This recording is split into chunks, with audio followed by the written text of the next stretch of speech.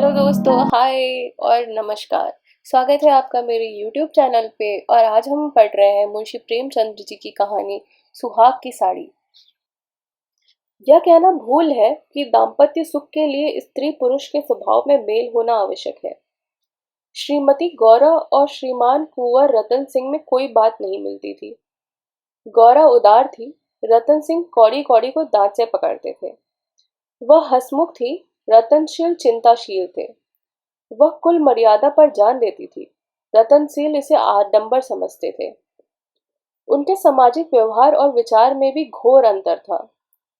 यहाँ उदारता की बाजी रतन सिंह के हाथ में थी। गौरा को सहबोझ से आपत्ति थी, विधवा विवाह से घृणा और अछूतों के प्रश्न से विरोध।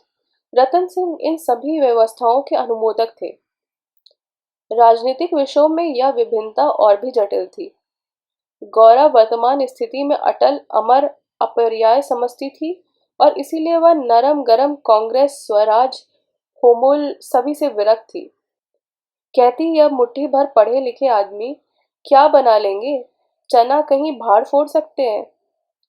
रतन सिंह पक्के आदर्शवादी थे, राजनीतिक सभा की पहली पंक्तियों में बैठने वाले, कर्म क्षेत्र में सबसे पहले कदम उठाने वाले, स्वदेश वस्त्रधारी और बहिष्कार के पूरे अनुयायी।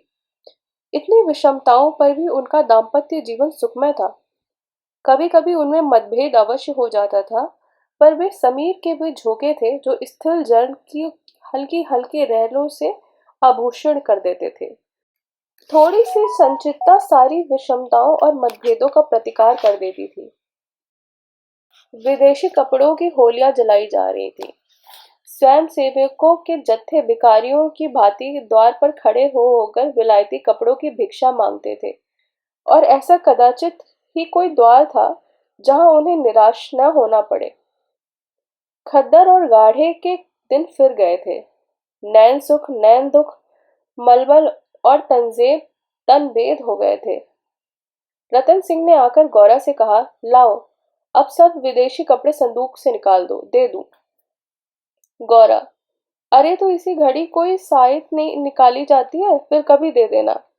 रतन, वाह, लोग बाहर खड़े कोलाहल मचा रहे हैं और तुम कहती हो फिर कभी दे देना। गौरा, तो यह लो कुंजी निकाल कर दे दो। मगर यह सब है लड़कों का खेल, घर फूकने से स्वराज न मिलता कभी और न मिलेगा। रतन, मैंने कल ही तुमसे इस विषय में घंटों सिरपच्ची की थी और उस समय तुम मुझसे सहमत हो गई थी। आज फिर वही शंकाएं करने लगी हो।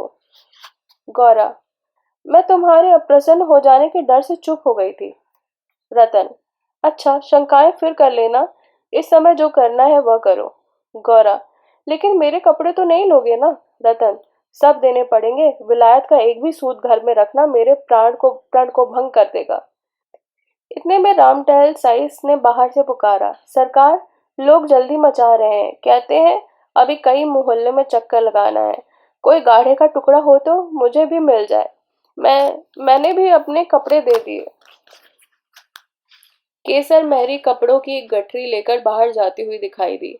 रतन सिंह ने पूछा, क्या तुम भी अपने कपड़े देने जाती हो? केसर ने लजाते हुए कहा, हाँ सरकार, जब देश छोड़ रहा है तो मैं यह कैसे पहनूं। रतन सिंह ने गौरा की ओर आदेशपूर्ण नेत्रों से देखा। अब वह विलंब न कर सकी। लज्जा से सिर झुकाए संदूक खोलकर कपड़े निकालने लगी। एक संदूक खाली हो गया था तो उसने दूसरा संदूक खोला। सबसे ऊपर एक सुंदर रेशमी सूट रखा हुआ था जो कुंवर साहब ने किसी अंग्रेजी कारखाने से सिलाया था। गौरा ने पूछा, क्या सूट भी निकाल दूं? रतन, हाँ हाँ, इसे किस दिन के लिए रखोगी? गौरा, यदि मैं जानती कि इतनी जल्दी हवा बदलेगी तो कभी यह सूट न बनवाने देती, सारे रुपए खून हुए। रतन सिंह ने कुछ उत्तर नहीं दिया। तब गौरा ने अपना संदूक खोला और जलन के मारे स्वदेशी विदेशी सभी कपड़े निकाल निकाल कर फेंकने लगी। वह आक्रोश प्रवाह में आ गई। उनमें कितनी ही बहुमूल्य फैंसी जैकेट और साड़ियां थी जिन्हें किसी समय पहनकर वह फूली नहीं समाती थी। बाज बाज साड़ियों के लिए तो उसने रतन सिंह से बार बार तकाजे करने पड़े थे, पर इस समय सबकी सब आंखों में खटक रही थी। रतन सिंह उसके भाव ताड़ रहे थे। स्वदेशी कपड़ों का निकाला जाना उसे अखर रहा था, पर इस समय चुप रहने के सिवाय वो क्या कर सकते थे। इस पर भी 2 बार वाद विवाद की नौबत आ ही गई थी। एक बनारसी साड़ी के लिए तो वह झगड़ा कर बैठे। उसे गौरा के हाथ से छीनना चाहा, पर गौरा एक न मानी, निकाल ही फेंका। सहसा संदूक में से एक केसरिया रंग की तंजीर की साड़ी निकल आई, जिस पर पक्के आंचल और पल्ले लटके हुए थे। गौरा ने उसे जल्दी से लेकर अपनी गोद में छुपा लिया। रतन सिंह ने पूछा, कैसी साड़ी है? गौरा, कुछ नहीं, तंजीर की साड़ी है, आंचल पक्का है। रतन, तंजीर की है तब तो जरूर ही विलायती होगी, उसे अलग क्यों रख लिया? क्या वह बनारसी साड़ियों से अच्छी है? गौरा, अच्छी तो नहीं है, पर मैं इसे नहीं दूंगी। रतन, वाह, विलायती चीज को मैं न रखने दूंगा, लाओ इधर। गौरा, नहीं, मेरी खातिर इसे रहने दो। रतन, तुमने मेरी खातिर एक भी चीज नहीं रखी, मैं क्यों तुम्हारी खातिर करूं? गौरा, पैर पड़ती हूँ, जिद मत करो। रतन, स्वदेशी साड़ियों में से जो चाहे रख लो, लेकिन इस विलायती चीज को मैं नहीं रखने दूंगा। इसी कपड़े की बदौलत हम गुलाम बने, या गुलामी का दाग अब मैं नहीं रख सकता, लाओ इधर। गौरा, मैं इसे नहीं दूंगी, एक बार नहीं 1000 बार कहती हूँ, नहीं दूंगी। रतन, मैं इसे लेकर छोड़ूंगा, इस गुलामी के पट्टे को, इस दासत्व के बंधन को मैं किसी तरह नहीं रखूंगा। गौरा, नाहक जिद करते हो। रतन, आखिर तुमको इससे इतना प्रेम क्यों है? गौरा, तुम तो बाल की खाल निकालने लगते हो, इतने कपड़े थोड़े हैं, एक साड़ी रख ली तो क्या? रतन, तुमने अभी तक इन होलियों का आशय नहीं समझा। गौरा, खूब समझती हूँ, सब ढोंग है, 4 दिन में जोश ठंडा पड़ जाएगा। रतन, तुम केवल इतना बतला दो, यह साड़ी तुम्हें इतनी प्यारी क्यों है, तो शायद मैं मान जाऊं। गौरा, यह मेरी सुहाग की साड़ी है। रतन, जरा देर सोचकर, तब तो मैं इसे कभी नहीं रखूंगा। मैं विदेशी वस्त्र को यह शुभ स्थान नहीं दे सकता। इस पवित्र संस्कार का यह अपवित्र स्मृति चिन्ह घर में नहीं रखा जा सकता। मैं इससे पहले होली की भेंट करूंगा। लोग कितने हतबुद्धि हो गए थे कि ऐसे शुभ कार्यों में भी विदेशी वस्तुओं का व्यवहार करने में संकोच न करते थे। मैं इसे अवश्य होली में दूंगा। गौरा, कैसा सगुन मुंह से निकालते हो। रतन, ऐसी सुहाग की साड़ी का घर में रखना ही अपशगुन, अमंगल, अनिष्ट और अनर्थ है। गौरा, यूं चाहे जबरदस्ती छीन ले जाओ, पर खुशी से नहीं दूंगी। रतन, तो फिर मैं जबरदस्ती ही करूंगा, मजबूरी है। यह कहकर वह लपके कि गौरा के हाथ से साड़ी छीन लूं। गौरा ने उसे मजबूती से पकड़ लिया और रतन की ओर कतार नेत्रों से देखकर बोली, तुम्हें मेरे सर की कसम। केसर महरी बोली, बहू जी की इच्छा है तो रहने दीजिए। रतन सिंह के बढ़े हुए हाथ रुक गए, मुख मलिन हो गया।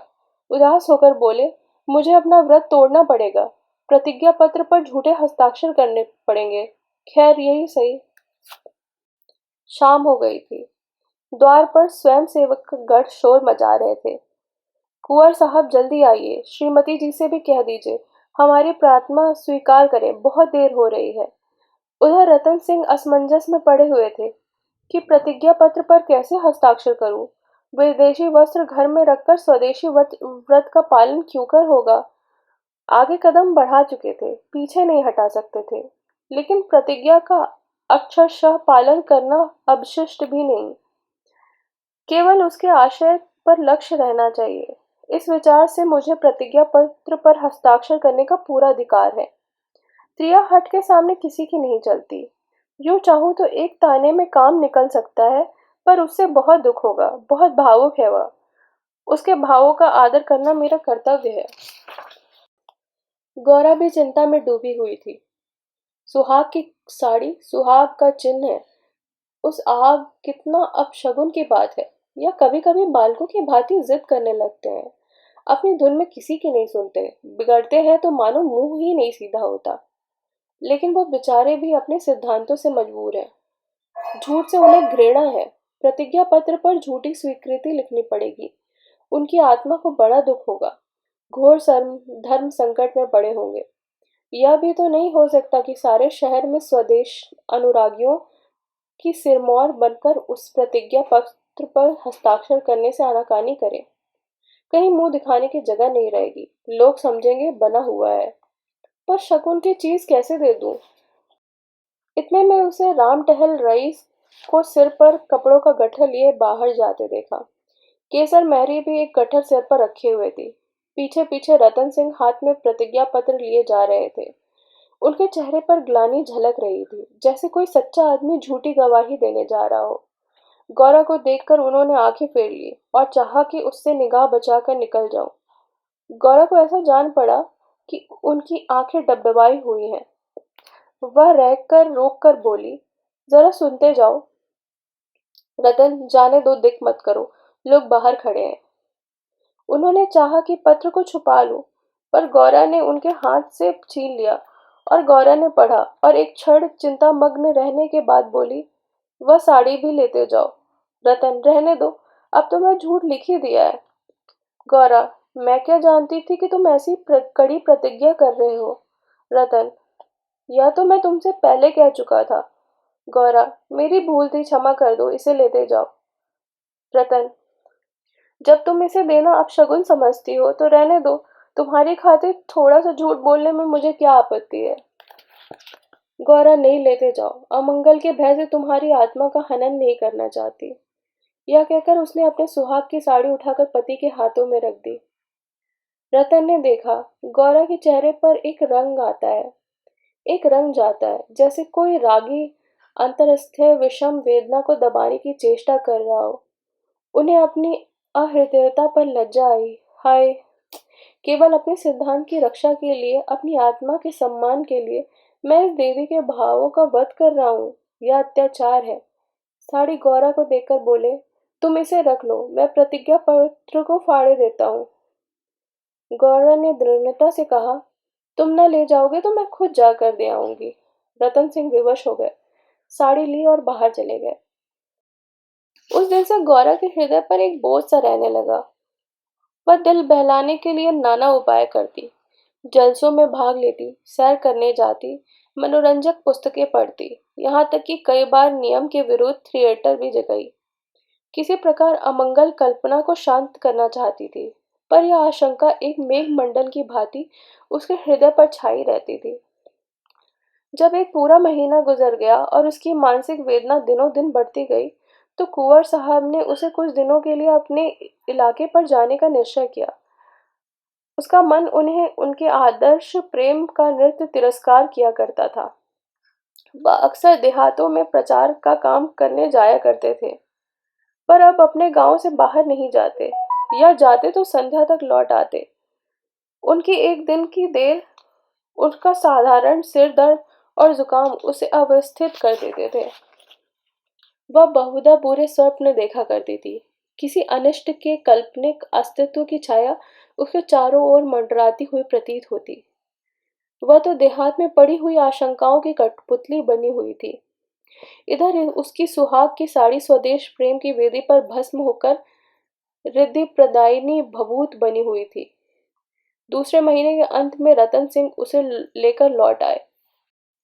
गौरा को वापस आए 3-4 दिन हो चुके थे, पर असबाब को संभालने और नियत स्थान पर रखने में वह इतनी व्यस्त हो रही थी कि घर से बाहर ही नहीं निकल सकी। कारण यह था कि केसर महरी उसके जाने के दूसरे ही दिन छोड़कर चली गई थी, और अभी इतनी चतुर दूसरी महरी मिली नहीं। कुंवर साहब का साइस राम टहल भी छोड़ गया था। बेचारे कोचवान को राइस का काम करना पड़ता था। संध्या का समय था। गौरा बरामदे में बैठी आकाश की ओर एकटक होकर देख रही थी। चिंताग्रस्त प्राणियों का एकमात्र यही अवलंबन है। सहसा रतन सिंह ने आकर कहा, चलो आज तुम्हें स्वदेशी बाजार की सैर करा लाए। यह मेरा ही प्रस्ताव था, पर 4 दिन आए हो गए, उधर जाने का अवकाश ही नहीं मिला। गौरा, मेरा तो जाने का जी नहीं चाहता, यहीं बैठकर कुछ बातें करो। रतन, नहीं, चलो देख आए, 1 घंटे में लौट आएंगे। अंत में गौरा राजी हो गई। इधर महीनों से बाहर नहीं निकली थी। आज उसे चारों तरफ एक विचित्र शोभा दिखाई दी। बाजार कभी इतनी रौनक में न था।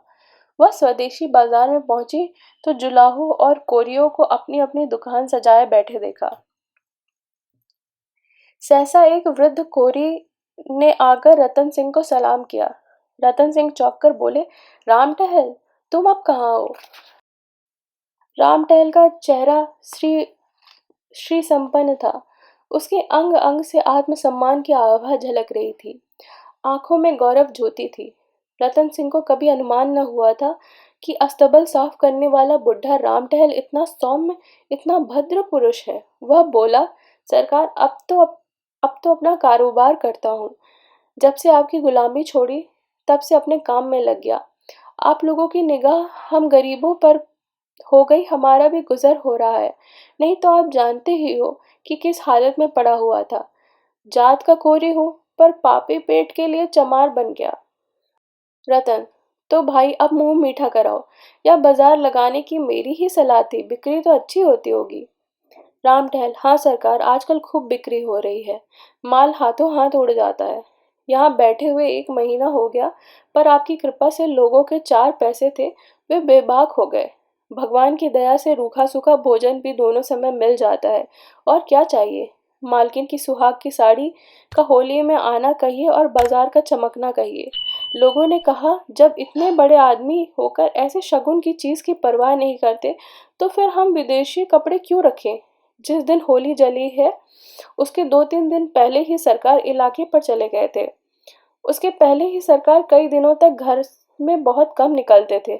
मैं तो यही कहूँगा, यह सारी माया उसी सुहाग की साड़ी की है। इतने में एक अधेड़ स्त्री गौरा के सामने आकर बोली, बहू जी, मुझे भूल तो नहीं गई। गौरा ने सिर उठाया तो सामने केसर मेहरी खड़ी थी। वह सुंदर साड़ी पहने हुए थी। हाथ पांव में मामूली गहने भी थे। चेहरा खिला हुआ था। स्वाधीन जीवन का गौरव एक एक भाव से प्रफुल्लित हो रहा था। गौरा ने कहा, इतनी जल्दी भूल जाऊंगी, अब कहाँ हो? हमें लौटने भी नहीं दिया, बीच में ही उड़ भागी। केसर, क्या करूं सरकार, अपना काम चलते देखकर सब्र न हो सका। जब तक रोजगार न चलता था, तब तक लाचारी थी। पेट के लिए सेवा टहल करम कुकरम सभी करना पड़ता था। अब आप लोगों की दया से हमारे दिन भी लौटे हैं। अब दूसरा काम नहीं किया जाता। अगर बाजार का यही रंग रहा, तो अपनी कमाई खाए न चुकेगी।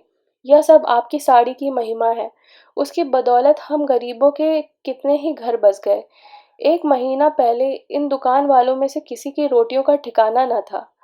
कोई साइसी करता था, कोई तासे बजाता था, यहाँ तक कि कई आदमी मेहतर का काम करते थे। कितने ही भीख मांगते थे। अब सब अपने धंधे में लग गए हैं। सच पूछो तो तुम्हारी सुहाग की साड़ी ने हमें सुहागिन बना दिया है। नहीं तो हम सुहागिन होते हुए भी विधवाएं थी। सच कहती हूँ, सैकड़ों जुबानों से नृत्य यही दुआएं निकलती हैं कि आपका सुहाग अमर हो, जिसने हमारी रान जात को सुहाग दान कर दिया। रत्न सिंह एक दुकान पर बैठकर कुछ कपड़े देखने लगे। गौरा का भावुक हृदय आनंद से पुलकित हो रहा था। उसकी सारी अमंगल कल्पनाएं स्वप्न वक्षित विच्छिन्न हो जाती थी। आंखें सजल हो गई थी, और सुहाग की देवी अश्रु संचित नेत्रों के सामने खड़ी आंचल फैलाकर उसे आशीर्वाद दे रही थी। उसने रत्न सिंह को भक्तिपूर्ण आंखों से देखकर कहा, मेरे लिए भी एक साड़ी ले लो। जब गौरा यहाँ से चली, तो सड़क की बिजलियां जल चुकी थी। सड़कों पर खूब प्रकाश था। उसका हृदय भी आनंद के प्रकाश से जगमगा रहा था। रतन सिंह ने पूछा, सीधे घर चलूं? गौरा, नहीं, छावनी की तरफ होते चलो। रतन, बाजार खूब सजा हुआ था। गौरा, यह जमीन लेकर एक स्थायी बाजार बनवा दो। स्वदेशी कपड़ों की दुकानें हो, और किसी से किराया न लिया जाए। रतन, बहुत खर्चा पड़ेगा। गौरा, मकान बेच दो, रुपए ही रुपए हो जाएंगे। रतन, और रहेंगे पेड़ तले? गौरा, नहीं, गांव वाले मकान में। रतन, सोचूंगा। गौरा, जरा देर में। इलाके भर में खूब कपास की खेती कराओ।